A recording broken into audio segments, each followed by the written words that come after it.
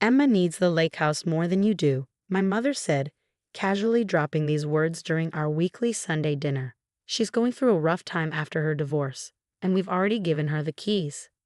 I set down my fork, the clatter against fine china echoing through our family dining room.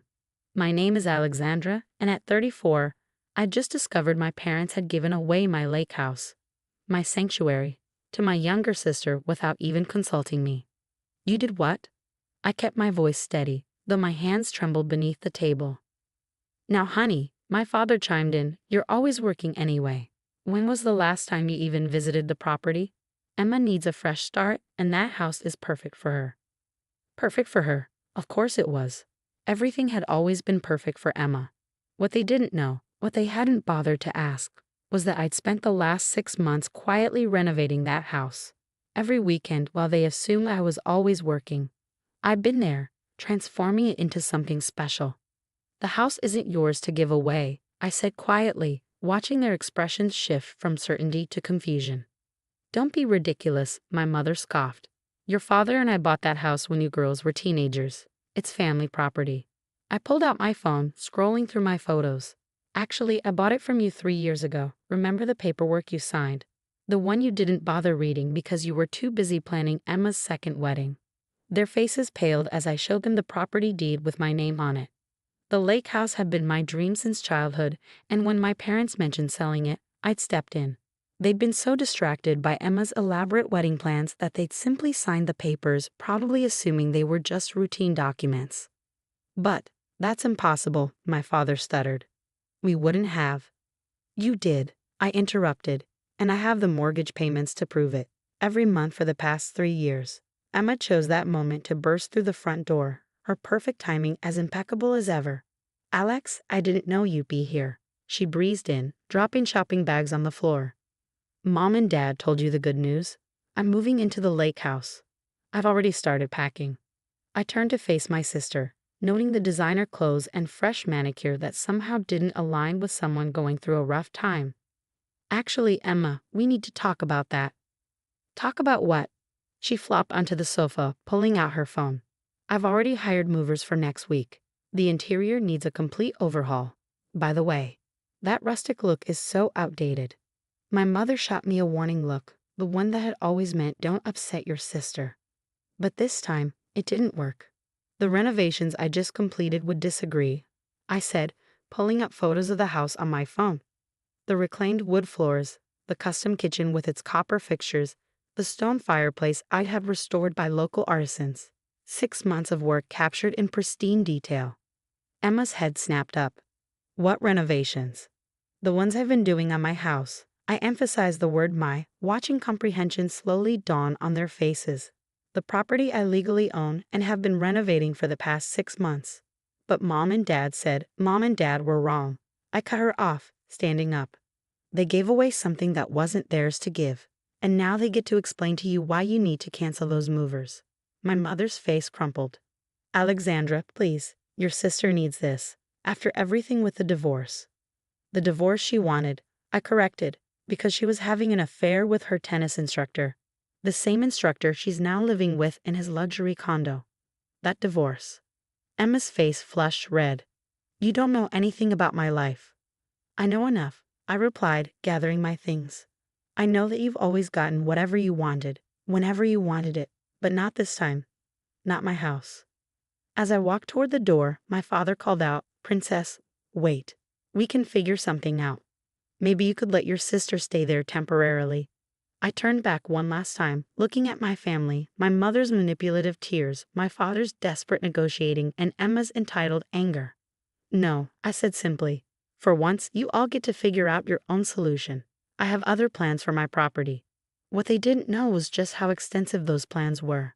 The renovations weren't just for personal use.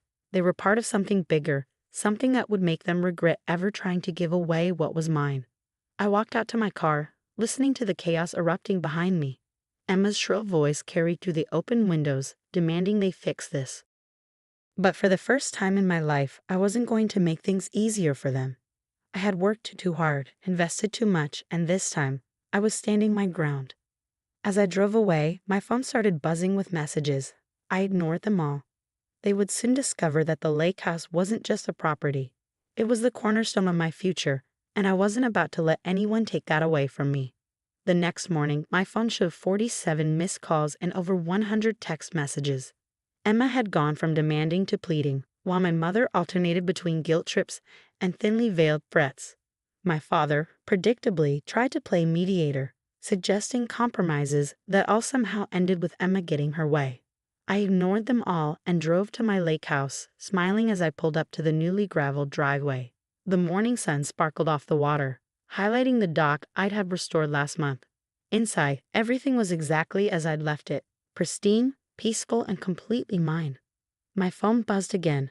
This time, it was a message from my mother's best friend, Linda. "Your mother is beside herself. How could you be so selfish? Emma needs a fresh start." I laughed, remembering how Linda had been equally beside herself during Emma's first divorce and her second wedding, and every minor crisis in between. The family drama machine was in full swing, but this time, I had an ace up my sleeve. Walking into my beautifully renovated kitchen, I opened my laptop and pulled up the email I'd been sitting on for weeks. The one from the state's Department of Tourism, confirming my property's certification as a luxury bed and breakfast. The renovation hadn't just been about making a beautiful home, it had been about creating a business. Each room had been carefully designed to accommodate guests, the boathouse converted into a waterfront suite, and the grounds landscaped for outdoor events. I'd spent 3 years planning, 6 months renovating, and now everything was ready. Just as I was reviewing the final permits, I heard the crunch of tires on gravel. Looking out the window, I saw Emma's red sports car speeding up the driveway, our parents' SUV right behind her. "Here we go." Emma burst through the door first, stopping short when she saw the changes. Gone was the dated lake house of our childhood, replaced by elegant modern furnishings that still maintained the property's rustic charm. What have you done?" she stammered. My parents followed her in, their expressions shifting from determination to shock as they took in the transformation. "Welcome to Silver Lake Lodge," I said calmly, gesturing to the new sign above the stone fireplace. "Grand opening next month." "A lodge?" My mother's voice was faint. "But Emma's furniture is staying wherever it currently is," I finished for her. "This is a licensed bed and breakfast now. All the permits are approved, and we're already booked solid for the summer season." My father stepped forward, his negotiator face on. "Now, Princess, surely we can work something out. Emma could help run it, make it a family business. Like she helped run the boutique you bought her, or the yoga studio, or the wellness center." I counted off her failed ventures on my fingers. "No, thank you. This is my business, my investment, my future." Emma's face had turned an interesting shade of red. "You knew I needed a place to stay. You let me believe." "I didn't let you believe anything. I cut her off. You assumed, like you always do, that you could have whatever you wanted. Mom and Dad assumed, like they always do, that they could give away something that wasn't theirs. All of you assumed I would just go along with it, like always. But what am I supposed to do now?" Emma wailed, dropping onto one of my new sofas. "The same thing other adults do. Find your own place, pay your own way, live your own life." My mother stepped forward, tears already forming. "Alexandra, please, we're family. Family helps each other." Yes, I agreed. Family helps each other. Family also respects boundaries, asks permission, and doesn't try to give away property they don't own. Maybe it's time we all learned those lessons.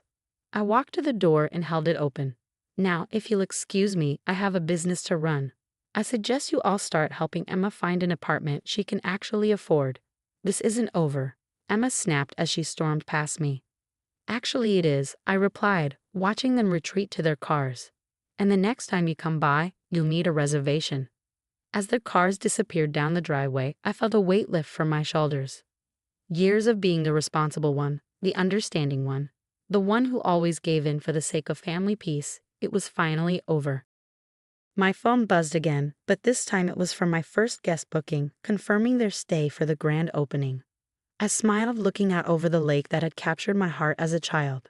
Emma had always gotten everything she wanted, but not this time. This time I had gotten exactly what I wanted. My dream, on my terms. The family grapevine would be buzzing with this latest drama. But for once I didn't care. I had built something beautiful, something successful, something entirely mine. and no amount of family manipulation could take that away from me. 3 months after the confrontation, Silver Lake Lodge was thriving. Every room was booked, the reviews were glowing, and my vision had become a stunning reality. The local tourism board had even featured us in their summer campaign, praising our perfect blend of luxury and lakeside charm. I hadn't spoken to my family since that day, though their attempts at contact hadn't stopped. Emma had switched from angry tirades to suspicious kindness, suddenly interested in reconnecting and learning about the hospitality business. My mother's tactics ranged from sharing childhood photos on social media with captions about missing her girls to having relatives call me about making peace. One quiet morning, as I was arranging fresh flowers in the lobby, Linda came strutting in. She took one look around the packed dining room, the happy guests on the deck, and the no vacancy sign, and her expression soured. "Your mother is heartbroken," she announced, as if conducting an official intervention. "And Emma? Well, she had to move into a tiny apartment in the city. Is that what you wanted?" I continued arranging my flowers. What I wanted was to build a successful business, which I have. Emma's housing choices are her own responsibility.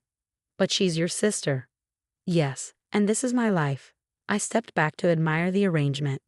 "Was there something else you needed, Linda?" "We're fully booked, but I can add you to our waiting list." She left in a huff, no doubt racing to report back to my mother. But I had guests to attend to and a business to run. I'd stopped playing supporting character in the Emma show, and my life was better for it. Later that afternoon, I was surprised to see my father's car pulling up. He got out slowly, looking older somehow, and stood awkwardly by his vehicle until I walked out to meet him. "The place looks amazing, Princess," he said softly. "You've done an incredible job." "Thank you," I replied, waiting for the other shoe to drop. He sighed, running a hand through his gray hair. "I've been doing a lot of thinking about how we've handled things, how we've always handled things. We didn't just try to give away your house, did we? We've been giving away pieces of you your whole life." I felt my throat tighten but kept my expression neutral. "Every time Emma wanted something, every time she struggled, we expected you to be the solution. We took advantage of your strength, your stability." He looked out over the lake. "We never asked what you wanted, what you were dreaming of. We just assumed you'd always be there, fixing everything. And now," I asked, my voice barely steady. "Now I'm here to say I'm sorry, really sorry." "Your mother? She's still struggling with all this. And Emma?" He shook his head. "Emma's Emma. But I'm proud of you, Alexandra. Proud of what you've built here. Proud of you for standing up for yourself, even if it was against us." I felt tears threatening but blinked them back. It wasn't easy. "I know." He turned to face me fully. "I'd like to make a reservation. Just me for a weekend. I want to experience what you've created properly as a guest. If you'll have me." I studied his face, seeing genuine regret there, and maybe something else, respect. "We're booked solid for the next 2 months," I said, watching his face fall slightly. "But I might have a cancellation coming up. I'll check the books." His smile was worth it. Over the next few months, things shifted slowly. My father came for his weekend stay, raved about the experience, and actually listened when I talked about my plans for the property. He even offered to help with some maintenance projects, no strings attached. Emma eventually found her footing in a marketing job, though she still made occasional comments about how she could have made the lodge even more successful. I let those slide off me like water off the dock. My mother took longer to come around. But one day, she showed up with a box of old photos she'd found. Pictures of me at the lake house as a child, always in the background while Emma posed in the foreground. "I never saw it before," she said quietly. "How we always push you aside." "I'm sorry, Alexandra. I really am." It wasn't a perfect resolution. Family rarely is. But as I stood on my dock that evening, watching the sunset paint the lake in shades of gold, I knew I'd done the right thing. The lake house hadn't just been about property or business. It had been about claiming my place in the world, about refusing to be the family safety net any longer. My phone buzzed with a new 5-star review. "Silver Lake Lodge isn't just a beautiful destination. It's a place where dreams come true." The owner's attention to detail and passion for hospitality shined through in every aspect. I smiled, thinking how right they were. Dreams do come true here, starting with mine.